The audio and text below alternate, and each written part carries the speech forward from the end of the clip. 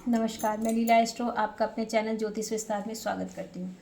जी हाँ, आज एक बड़ा अजीब सा टॉपिक है, उधार लेने की समस्या। जी हाँ, लोगों की जेब में पैसे होते हैं फिर भी लोग उधार सामान लेते हैं।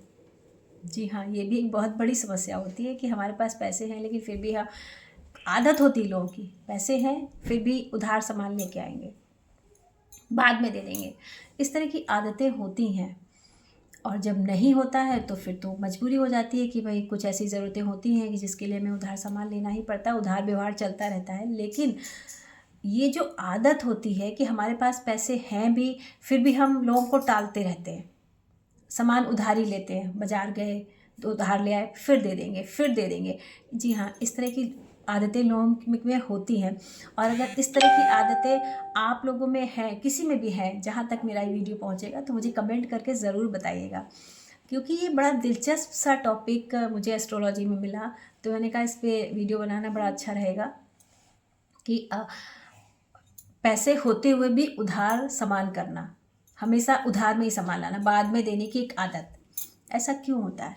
जी हाँ, देखिए जो बुध ग्रह होता है वो 8th हाउस में जब बैठता है, क्योंकि बुध ग्रह शुक्र ग्रह ये 8th हाउस में 8वें भाव में 8वां भाव हमारा शमशान का होता है। तो यहाँ पे ये बुध ग्रह और शुक्र ग्रह अच्छे नहीं माने जाते।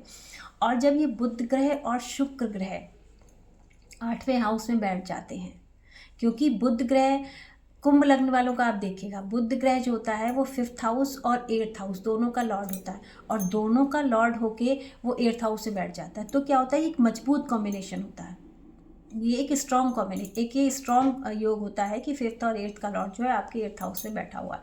और यही स्ट्रॉन्ग होके जब मरकरी केतु के साथ बैठ जाता है वहीं पे 8th हाउस में, तो बाद में देने की आदत, हमारे पास पैसे हैं भी फिर भी हम बाद में देंगे, हम उधार ही लाएंगे। क्योंकि ऐसे लोग जो होते हैं वो बहुत रिच होते हैं, मतलब पैदा ही रिच होते हैं, वो हमेशा उन्होंने पैसे में खेले होते हैं, तो वो क्या, लेकिन उसके बाद भी उनकी वही आदत होती है, तो उनको उधार मिल भी जाता है, क्योंकि लोग जानते हैं ये तो दे ही देंगे, कहाँ जाएंगे।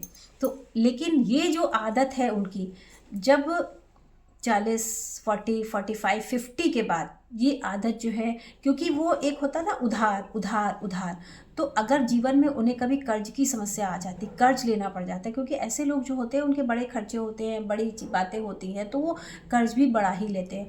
और जब बड़ा कर्ज ले लेते हैं तो जो केतु महाराज उनके बुध ग्रह और शुक्र ग्रह के साथ बैठते हैं, ये फिर उन्हें ऐसे गोल चक्कर में घुमाते हैं कि बैंकरप्ट होने की बिल्कुल इंट्रेंस पे आ जाते हैं, बिल्कुल कगार पे आ जाते हैं बैंकरप्ट होने की।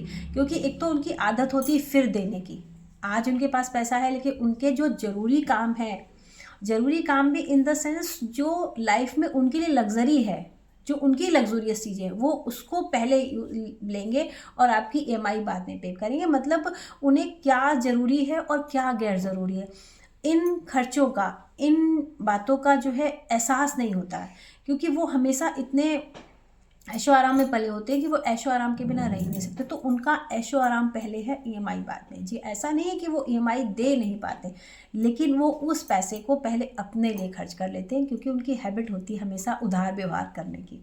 जब उनके पास पैसा था तो भी उन्होंने उधार व्यवहार किया था, तो आज जब इस तरह की हैबिट्स हो जाती हैं तो फिर क्या होता है, और केतु महाराज बुध और शुक्र के साथ बैठते हैं, जैसे मैंने प्रीवियस वीडियो में बताया है, तो फिर जो है ऐसे लोग बैंकरप्ट हो जाते हैं। कभी कभी क्या होता है कि कुछ ऐसी परिस्थितियाँ होती हैं जब उसे मूड में इन्वॉल्व हो जाते हैं, तो फिर एक मजबूरी हो जाती है कि भाई पैसा आ ही नहीं रहा, फ्लो आ ही नहीं रहा पैसे का, मूड खराब हो जाता है पैसे। लेकिन पैसे, इतनी खराब स्थितियाँ नहीं है, क्योंकि खराब स्थितियाँ होती तो इतना कर्ज नहीं लेते, इतनी खराब स्थितियाँ नहीं होती हैं, पैसा आता है लेकिन वो पैसा वो अपनी लग्जरी पे खर्च कर लेते हैं, और फिर ईएमआई वो नहीं पे कर पाते, क्योंकि वो अटेंशन नहीं करते कि मुझे क्या काम पहले करना और क्या काम बाद में करना है। तो इस तरह के ग्रह योग भी आपकी कुंडली में होते हैं। तो बुध और शुक्र ग्रह जो है केतु के साथ बैठे होते हैं, तो इंसान को उधार व्यवहार की आदत होती है। तो अब इस योग को तोड़ना भी बहुत ज़रूरी है, इसको हटाना भी बहुत ज़रूरी, रिलीज़ करना बहुत ज़रूरी, क्योंकि इस तरह की आदतों से क्या होता है कि बच्चे, जब उनके आगे की जनरेशन, जो उनके बच्चे हैं, उनका परिवार है, वो इससे बहुत परेशान हो जाते हैं। तो अगर आपके पास भी कोई इस तरह का व्यक्ति है तो पहले तो मुझे आप मैसेज करके बताएं, उसके बाद आप किसी भी एस्ट्रोलॉजर से मिलकर इस युति को तोड़ना बहुत ज़रूरी होता है जीवन में। जी हाँ, ये बहुत खतरनाक युति होती है।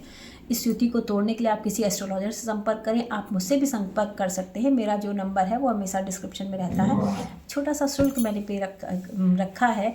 छोटा सा शुल्क पे करके आप जो है इस युति को अपने जीवन से, या जिसके भी चार्ट में आपके रिलेशन में है उसके चार्ट से इस युति को हटाना, रिमूव करना बहुत ज़रूरी होता है। जी हाँ, बहुत कंपलसरी ये चीज़ें होती हैं।